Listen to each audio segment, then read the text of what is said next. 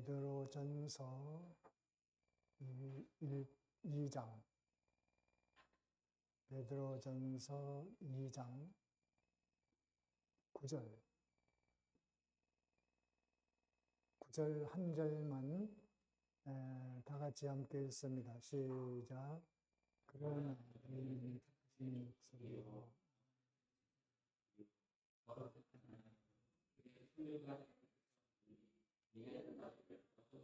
불러내어 그의 기이한 빛에 들어가게 하신 이의 아름다운 덕을 선포하게 하려 하심이라. 계속 공부하는 제목이 뭐라 그랬죠? 성도의 신분. 다 같이 해봅니다. 성도의 신분. 성도는 여러 가지로 그 이름을 바꿔서 부를 수 있습니다. 그래서 성도의 신분을 본문에서 몇 가지가 있다고 그랬죠? 9가지가 있습니다. 그래서 성도라고 해도 되고 그 9가지 중에 하나라고 해도 되고 신자, 성도는 여러 가지 이름으로 부를 수 있는데 뭘 그렇게 하느냐? 그것은 어찌하면 다른 이름으로 신분을 줘서 좀 더 성도에 대한 가치와 의미를 깊이 알고 기뻐하기도 하고 감사하기도 하고 행복해 하기도 하고 만족해 하기도 하고 십자가를 지고 가기도 하고 환난도 이기고 사단도 정복하고 또 기쁨으로 살 수 있고 여러 가지의 유익을 위해서 이런 신분을 가지고 말하면 은혜를 받는 사람이 있을까? 저런 신분으로 말하면 은혜될 사람이 있을까? 어찌하든지 은혜를 받아서 영적 생동감을 가지고 살게 하려는 하나님의 뜻이 있어서 이렇게 여러 가지 신분으로 말하는 겁니다.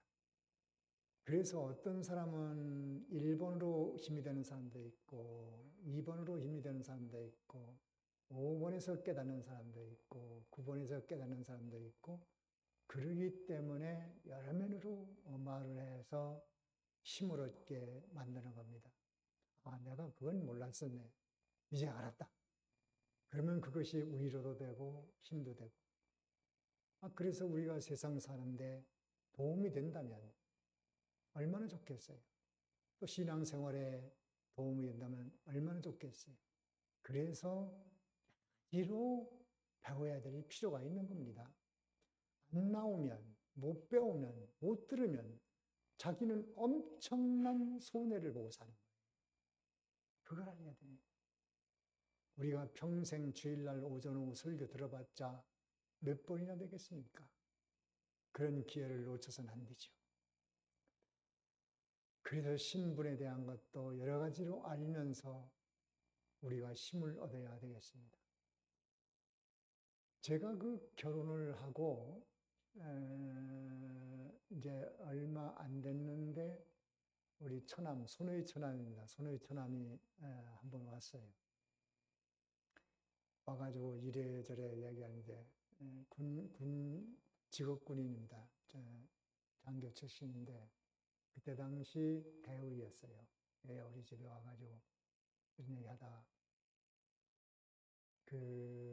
당신이 김종서 장군의 16대 손이라는 거예요. 그러면 아주 자부심을 가지고 그런 얘기를 하면서 매년 저 공주인가 어디 그 김종서 장군 유해가 있는가 본데 거기 가서 뭐 종친도 모이고 뭐 그런다고 엄청 자랑을 해요. 처남이 왜 그런 소리를 하나 생각을 해보니까 네가 데리고 사는 부인이 보통 사람이 아니고 누구의 후손? 김종서 장군의 후손이니까 함부로 하지 마라. 아마 그런 의도가 있었던 것 같아요. 그리고 당신은 그것 때문에 아주 자부심을 가져. 그것이 본인의 삶에 좀 위로도 되고 힘도 되고 한다면 좋은 거죠. 물론 신앙적 가치는 없는 겁니다. 세상살이에서 그것이 군 장교니까 자기 위에 높은 사람들이 얼마나 많겠어요. 별자리도 있고 뭐 영국도 있고 뭐 많이 있지 않겠어요. 그러더라도 그런 데 가서 기죽지 않고 버틸 수 있는 것은 나는 누구의 장군의 후손다. 그게 있지 않겠어요? 그것은 이제 세상적인 가치고 우리 신앙인들은 내가 믿고 있는 예수님으로 인해서 내가 어떤 신분을 가졌는가, 그것이 우리에게 위로도 되고 힘도 되고 행복하셔야 됩니다.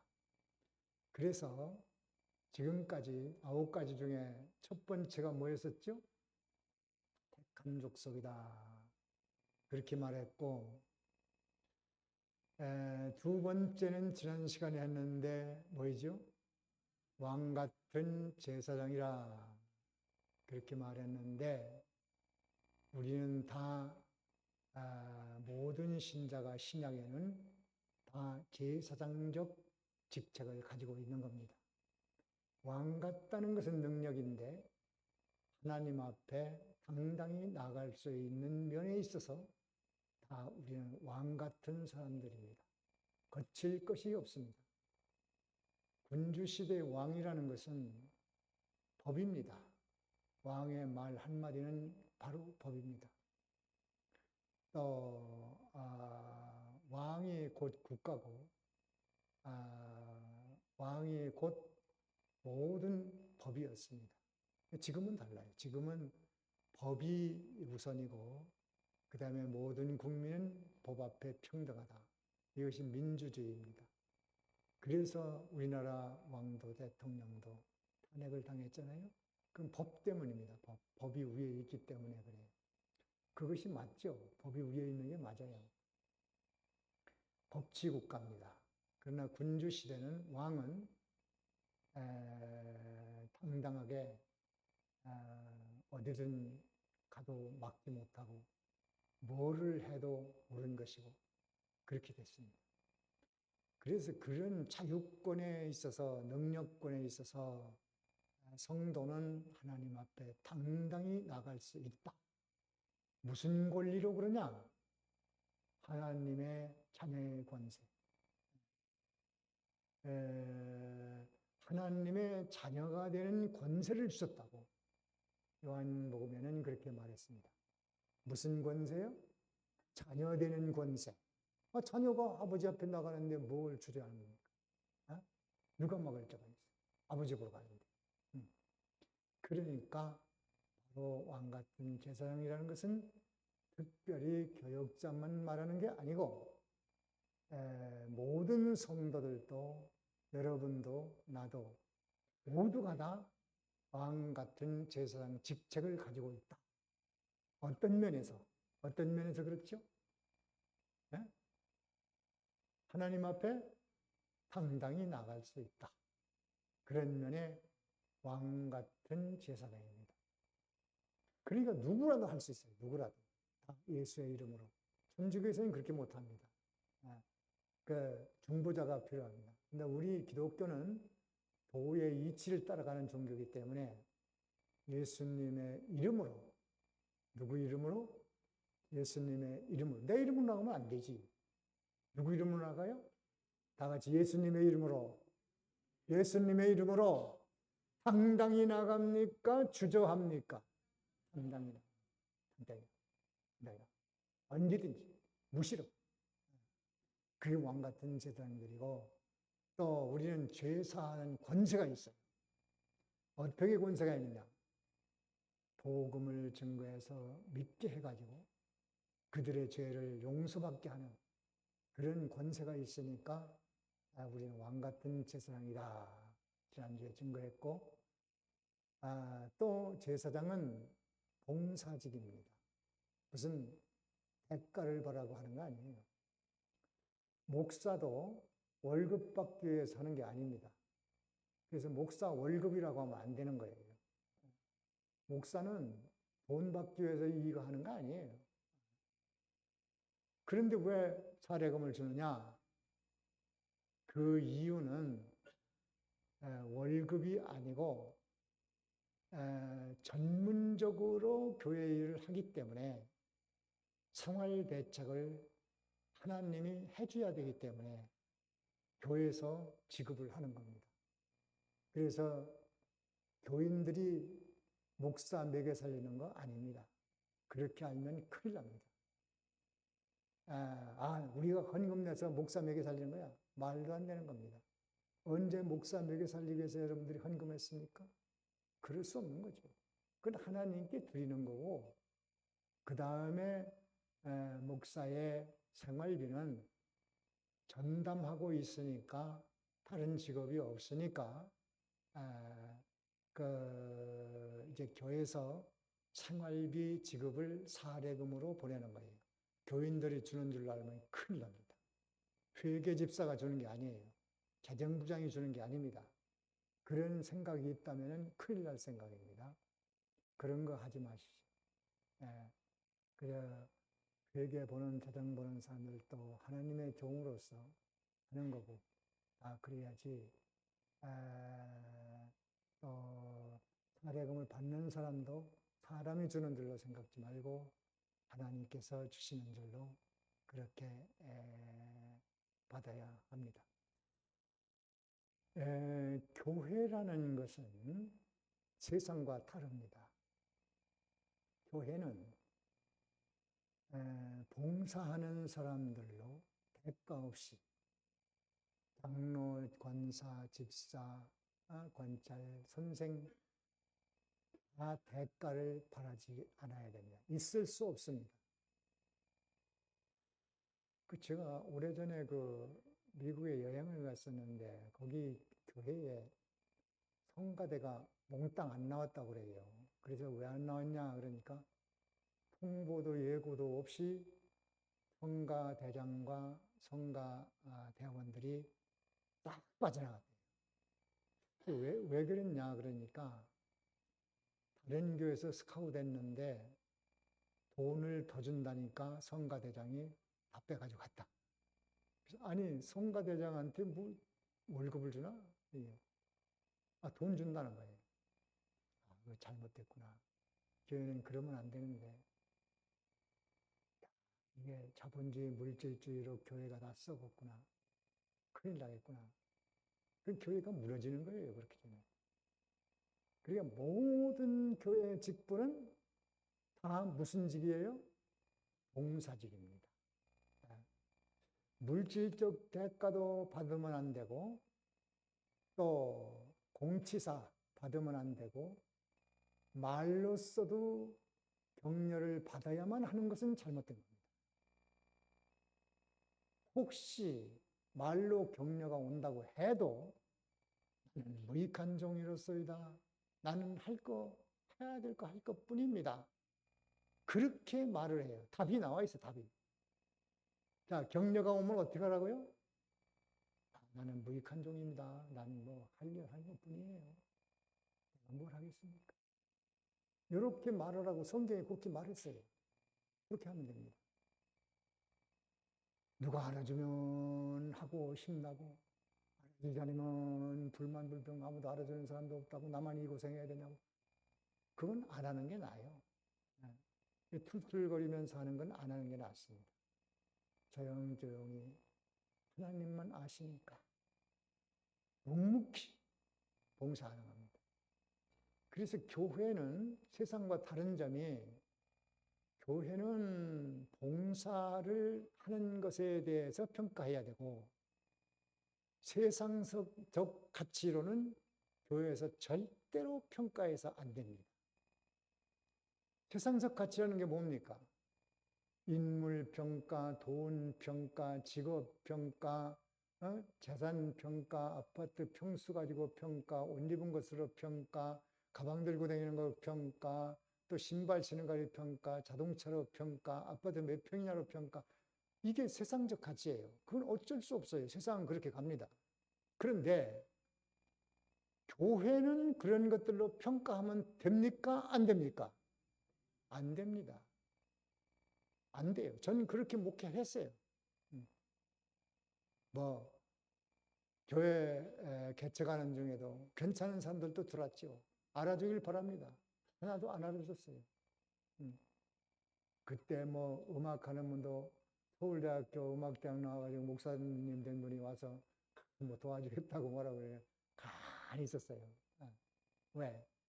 아무리 서울대학교 음악대학을 나와고 공부를 하고 신학을 하고 이랬어도 정말 믿음으로 봉사하면 교회에서 인정하고, 아, 내가 서울대학교 음악대학 나왔는데 뭐 교회에서 안 알아주면 돼. 그렇다면 나는 인정 안 해줘. 또 그 다음에 연세대학교 음악대학 나온 사람이 또 피아노 전공자가 와서 단체도 좀 했죠. 자꾸 나하고 개인적으로 친하려고 그래요. 그래서 내가 좀 멀리 했어요. 개인적으로 친구 삼으려고 그러고, 은혜 받는 일은 안 하려고 그러고, 교회 봉사활동 잘 안 하려고 그러고, 그래서 조금 멀리 했어요. 그때 떠나갔습니다. 감리교 부흥사도 나왔었어요. 그분도 뭐 봉사 뭐 그런 건 안 하길래, 그냥 멀찍이 놔뒀지. 그냥 나갔어요. 거목들이 왔다가 떠났습니다. 왜? 나는 평가 기준이 얼만큼 봉사할 수 있느냐, 하고 있느냐. 그걸 가지고 직분도 세우고, 그러니까 나보고 직분 세우는데 인색하다 소리를 많이 했어요. 그 직분을 잘 안 세웠거든요. 그러더니 너무 짜다, 뭐 인색하다. 그거는 나를 몰라서 그래. 나는 평가 기준이 있어, 기준이. 봉사. 그 사람의 학벌도 안 보고, 재산 관계도 안 보고, 인물도 안 보고, 사회적 지위도 안 보고, 교회에서는 그런 것으로 평가하면 절대로 안 된다. 교회에서는 얼마만큼 그 사람이 봉사활동에 참여하냐. 봉사활동 잘하면 학벌도 문제없고, 또 인물도 문제없고, 나이도 문제없고, 그것이 뭐가 문제입니까? 이게 심각한 문제는 교회에서 세상적 가치로 사람을 평가하는 데서 교회가 타락한 겁니다. 그게 심각한 문제예요, 사실. 왜 교회가 세상 가치로 평가를 합니까? 그건 있어서는 안 되는 거예요. 교회는 다른 게 있어야 돼요. 또 문제는 세상 사람이 교회 문을 놓고 하고 들어오면은 무슨 생각을 하는지 아세요? 아, 내가 그래도 뭐 사회적으로 뭐 좀 학벌도 있고 돈도 있고 사회적 지위도 있고, 또 내가 뭐 무슨 공적도 있고, 그러니까 교회 가면 나를 알아주겠지. 이 생각 가지고 교회를 놓고 하는 거예요. 그러다가 왜 신앙생활 못하는지 아세요? 그걸 안 알아주니까 재미가 없거든. 나를 좀 알아주고 말이지. 막 이렇게, 교회에서 좀 말을 알아주고 높여주고 또 막 이렇게 해주고 그러면 좋을 텐데, 변동계 목사는 그걸 안 해. 재미없어. 안 나. 이렇게 되는 거예요. 그러면 그걸 잘 해주는 교회가 있어요. 세상적으로 나가는 사람, 이거 이렇게 오셨느냐고, 뭐, 이렇게 되고, 환영을 하면서 또 막 높여주고 알아듣고, 뭐, 직분도 금방 뭐, 이렇게 주고, 뭐 해가지고, 막, 이래가지고 돈이나 빼내고, 이런 짓을 하는 거예요, 교회에서. 큰일 나는 겁니다. 지금 한국 교회도 그런 물이 많이 들었습니다. 돈이나 좀 내면 교회에서 알아주고, 돈 낸 거 가지고 알아주면 어떡합니까? 돈 낸 거 가지고 알아주려면요, 방법이 있어요. 그 사람이 얼마를 냈느냐 그걸 보고 따지면 안 됩니다. 그 사람의 재산 수준이 얼마냐. 예를 들면 한 달에 10만 원 버는 사람이 10,000원을 11조 했다. 1,000만 원 버는 사람이 10만 원을 11조 했다.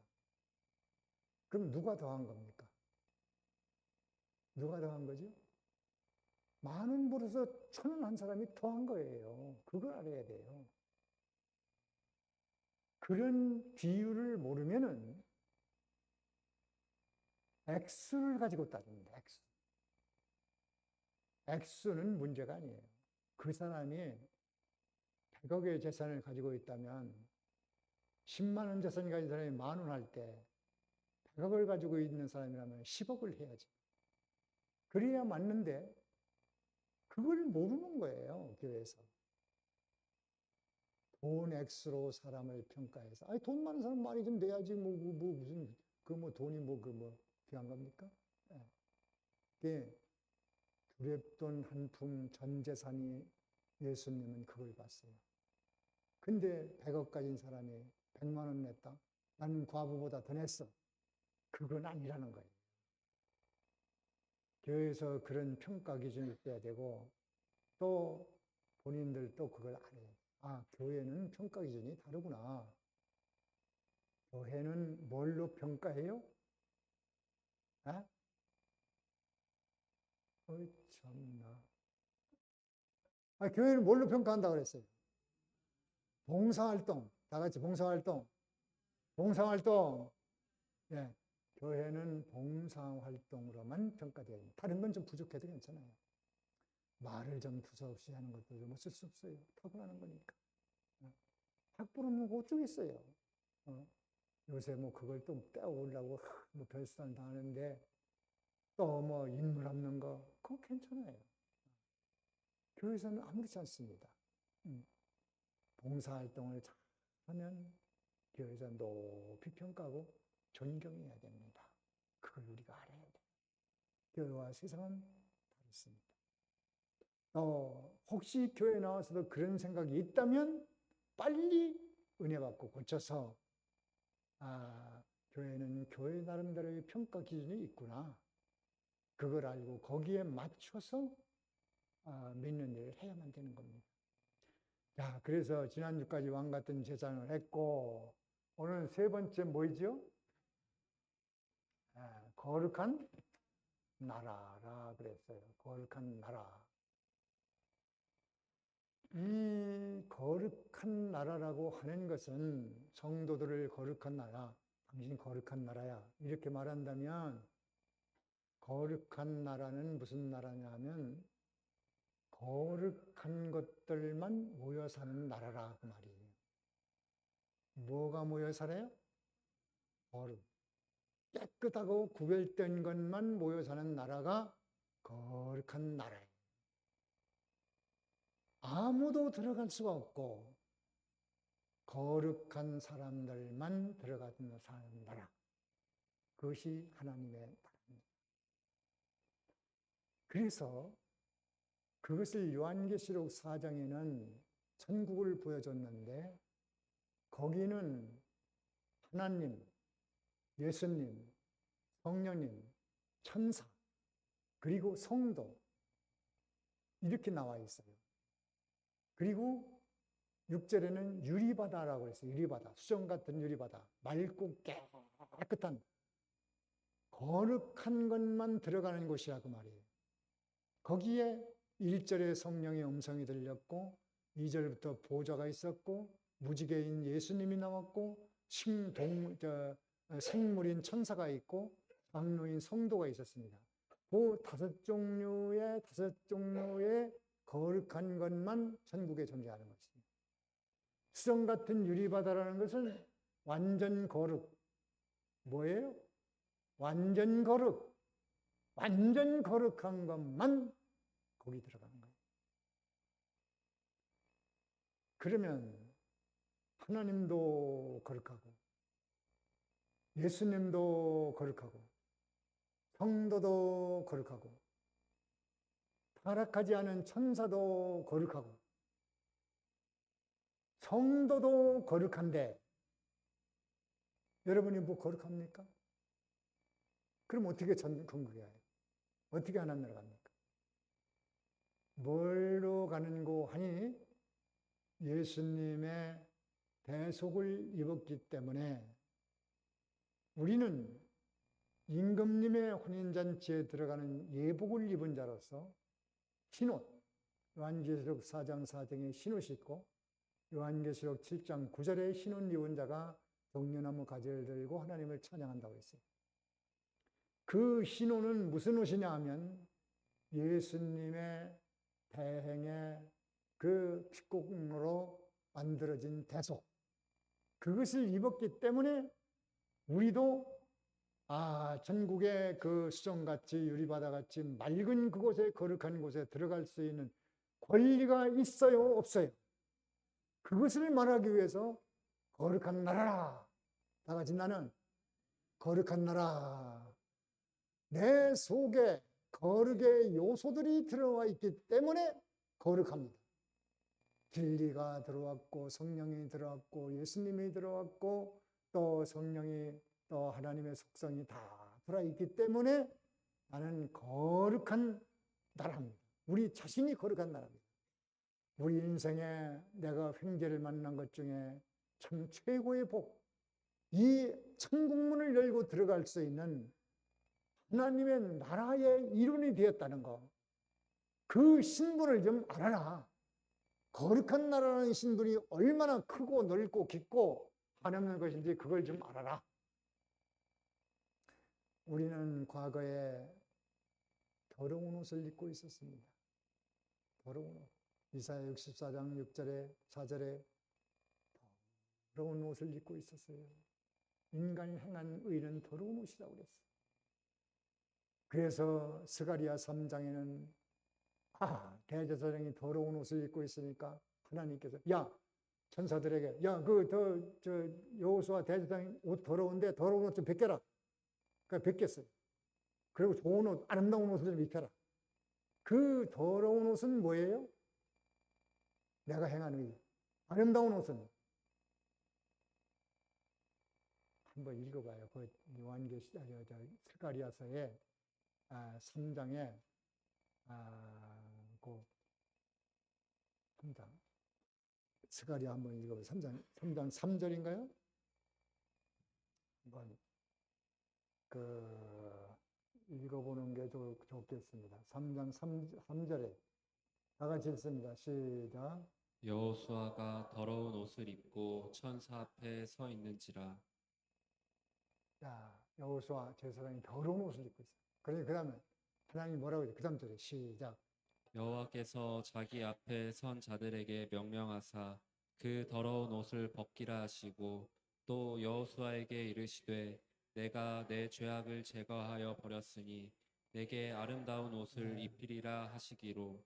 그 더러운 옷을 벗겨라. 벗겨버렸어요. 벗기고 내가 아름다운 옷을 입혀주겠다.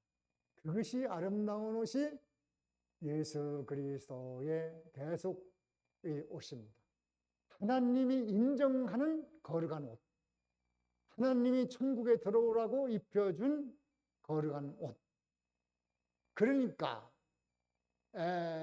거룩한 나라로 보는 것은 하나님의 시각에서는 우리를 아름다운 옷을 입은 자로 보십니다. 하나님의 시각에서 어떻게 봐요? 우리를 아름다운 옷, 흰옷, 세마포, 하나님이 그렇게 보신다는 거예요. 뭐 다른 사람들이 어찌보든 상관없어요. 여러분들이 또 어떻게 생각하는 거 상관없어요. 나는 죄인인데 그렇게 하거나 말거나 하나님이 보실 때는 의인이에요. 맞습니까? 다 같이 나는 하나님 보시기에 아름다운 옷을 입었다. 입었습니까? 예수님의 대속을 입었습니까?